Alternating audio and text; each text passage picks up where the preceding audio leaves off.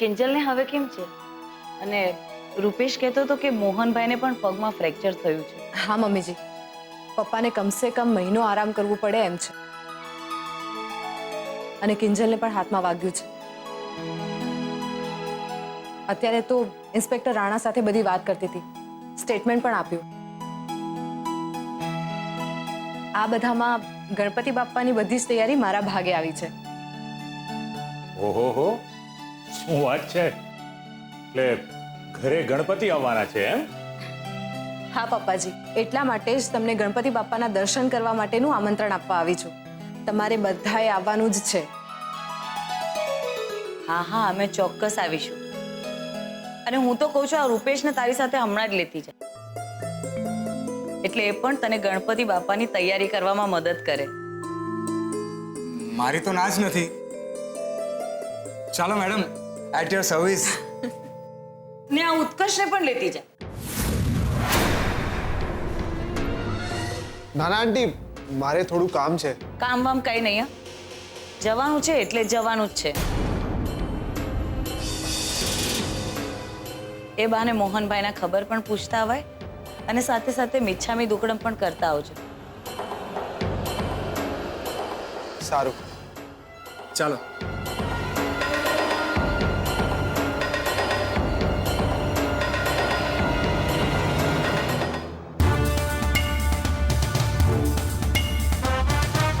ઉત્કર્ષને જવું નહોતું તો પરાણે આવી રીતે પુણ્ય કરાવવાનો શું અર્થ છે?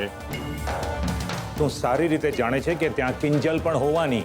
તો કિંજલ પણ અહીંયા જયા પાર્વતીના જાગરણ વખતે આવી હતી ત્યારે એણે તો નહોતું વિચાર્યું કે અહીંયા ઉત્કર્ષ હોવાનો. અને અમુક વ્યવહાર સાચવવા પડે ને એટલે સાચવવા જ પડે. ને મને તો લાગે છે કે આપણે પણ મોહનભાઈના ખબર કાઢવા જવું જ જોઈએ.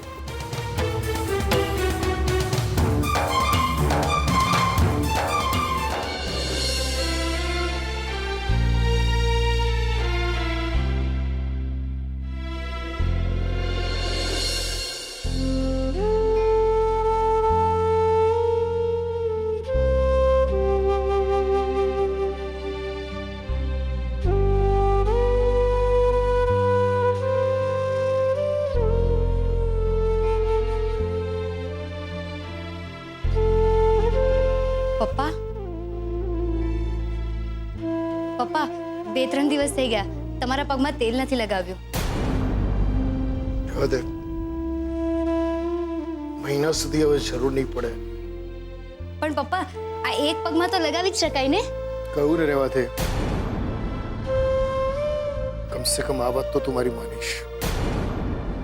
પપ્પા, તમે મને હજુ સુધી માફ નથી કરીને.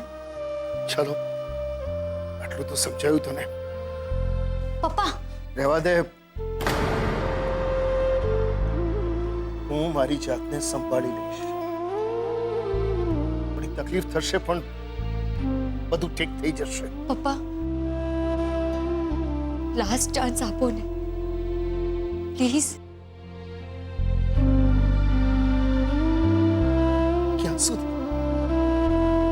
ક્યાં સુધી તું આવું બોલ્યા કરીશ મારી સામે? હા, પ્લીઝ પપ્પા, લાસ્ટ ચાન્સ, છેલ્લો ચાન્સ, પ્રોમિસ. હવે નહીં. અસંખ્ય વાર તું મારી સામે આ બોલી ચૂકી છે. જે માણસને પોતાના શબ્દોની જ કિંમત ન હોય તો બીજું કોઈ એની કિંમત શું કરે? પપ્પા,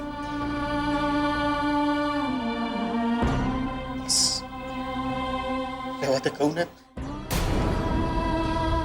તું નાની નથી રહી કિંજલ. બા હંમેશા સાચું કહેતા હતા તારા વિશે.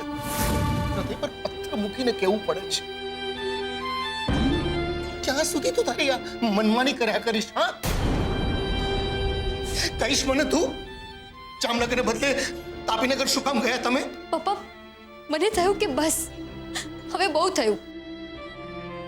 ને પપ્પા, તમે જ શીખ્યું છે ને કે અન્યાયની સામે લડવું, ડરનો સામનો કરવો. શીખ્યું છે ને તમે? હા, મારી આટલી વાત તો તને યાદ રહી?